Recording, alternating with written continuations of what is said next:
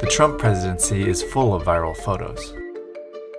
But take a look at this one from 2018. It's the leaders of America's closest allies, all looking in one direction, and President Trump looking in another. It's just a photo, but it speaks to one of the biggest questions in the world right now. Almost 70 years ago, the US built a network of alliances that helped make it the most powerful country on earth. But today, the future of those alliances is in doubt, and they were in trouble even before Donald Trump took office. Now the world is watching a US election that could determine what the future looks like. So how did we get here? What is Trump's vision for America's role in the world? And what's the alternative?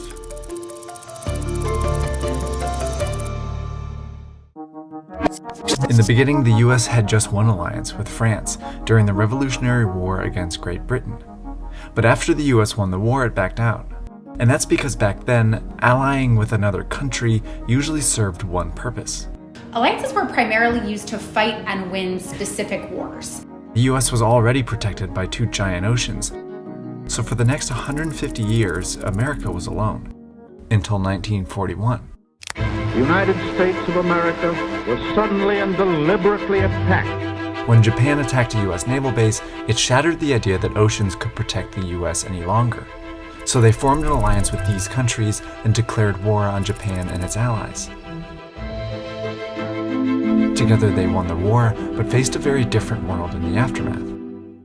After World War II, there were only two major powers, the US and the Soviet Union.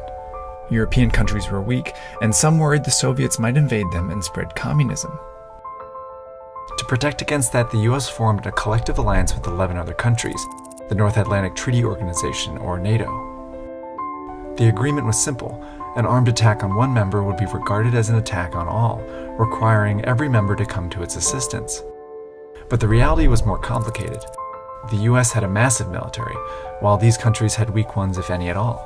That meant NATO was really a guarantee by the US to protect all these countries from attacks. It was risky, but it gave the US leverage over countries that now depended on them for protection.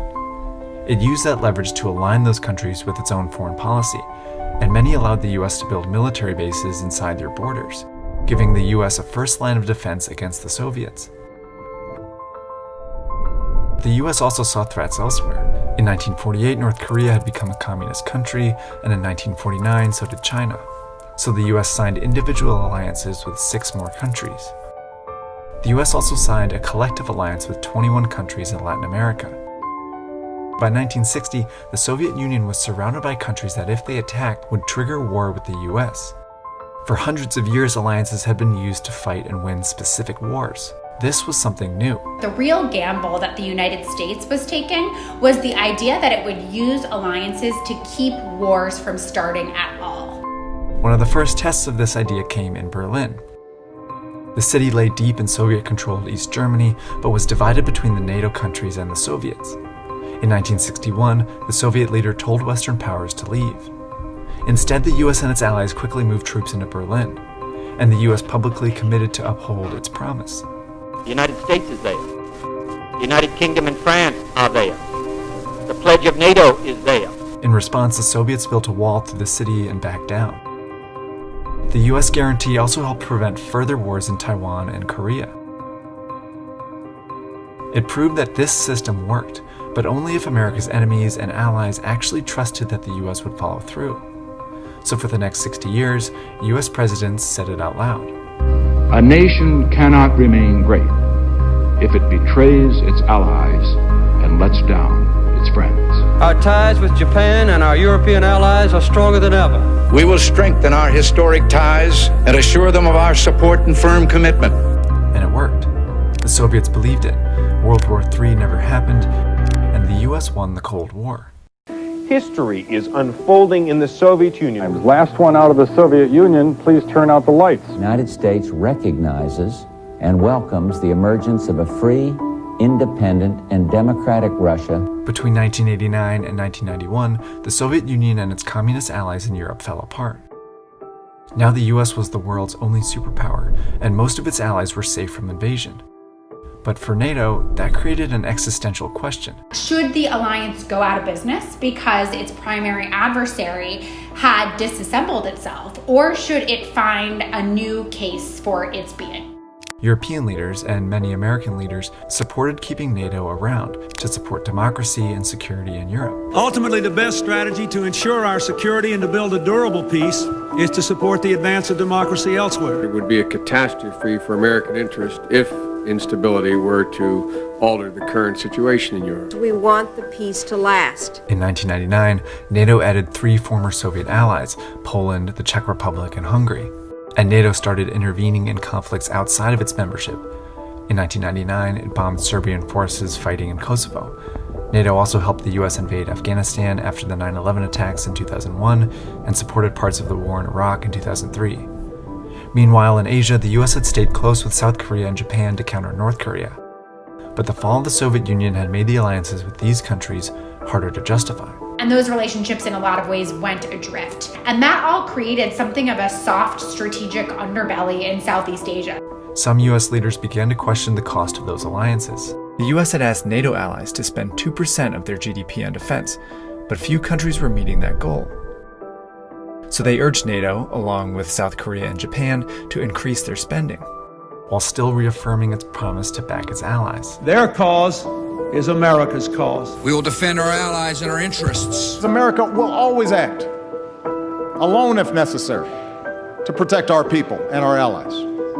Still, these alliances were drifting, and 2 countries were starting to test their weak points. Russian planes again bombing Georgian targets this morning. In 2004, NATO had added 7 more members, including these 3 known as the Baltic states. Leaders in Russia became concerned that NATO had reached its borders, and after NATO made plans to add Georgia and Ukraine, it decided to act. Russia invaded Georgia in 2008, then Ukraine in 2014, preventing either country from joining NATO.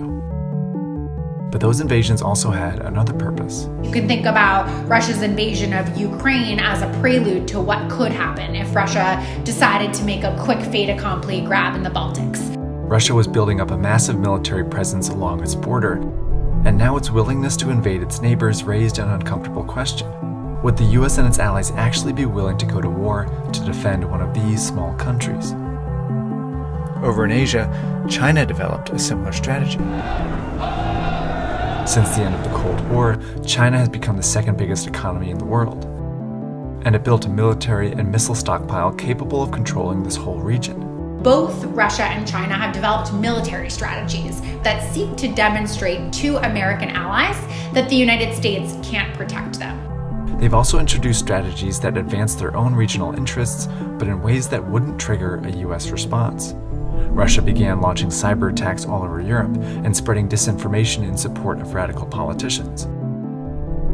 In the South China Sea, China turned remote reefs into man-made islands with military bases on them, all in an area disputed by many countries. It's also issued huge loans and built infrastructure projects in dozens of countries around the world, giving them not just economic leverage in those places, but political leverage as well.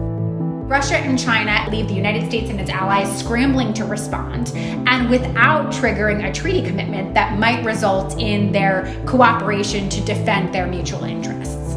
All of this is designed to force America's allies to doubt its commitment and potentially peel off from each other and the US. But exactly how the US should deal with this was unclear. Then, in 2016, it elected a president who took things in a dramatically new direction. We've defended other nations' borders, subsidized the armies of other countries. It's going to be only America first. President Trump's view was that many international agreements were inherently unfair to the US, and that the US could get a better deal by negotiating relationships with each individual country. So he pulled the US out of several agreements previously made with allies, and he considered withdrawing from alliances unless allies spent more on defense. NATO members must finally contribute their fair share and meet their financial obligations. Trump had a point. In 2016, many allies were still under their spending goals. He demanded that NATO, South Korea, and Japan dramatically increase it or face consequences. South Korea is costing us $5 billion a year, and they were paying about $500 million for $5 billion worth of protection, and we have to do better than that. In 2018, he abruptly canceled military exercises with South Korea. And in 2020, he pulled 12,000 troops out of Germany. All this has caused US allies to further doubt the US's promises. In some cases, it's made them move closer to its adversaries. Even the United States' closest allies in Asia, like Japan, have increasingly deepened their ties with China. So what we're starting to see is a set of hedging behaviors in case the United States does not return to the status of predictable ally. And now these countries are watching an election that could decide if the US will continue to pull away from its alliances or come back. Trump's opponent, Joe Biden, was one of the most vocal supporters of the US alliance system as a senator and a vice president. Working cooperatively with other nations to share our values and goals doesn't make America suckers. It makes us more secure. And he's running on a platform that would pull America's allies closer. Who's the first world leader you would reach out to? I would call a meeting of NATO leadership, and I would make clear that we're back. But the limitations of these alliances are also the reason the US is in this situation to begin with. But how exactly to update this decades-old system is a daunting question. What's certain is that Russia and China will keep trying to separate America from its allies, and the next president will have a huge amount of power over what to do about it. He'll have to answer something that every American ally is wondering. Who does the US want to be in the world?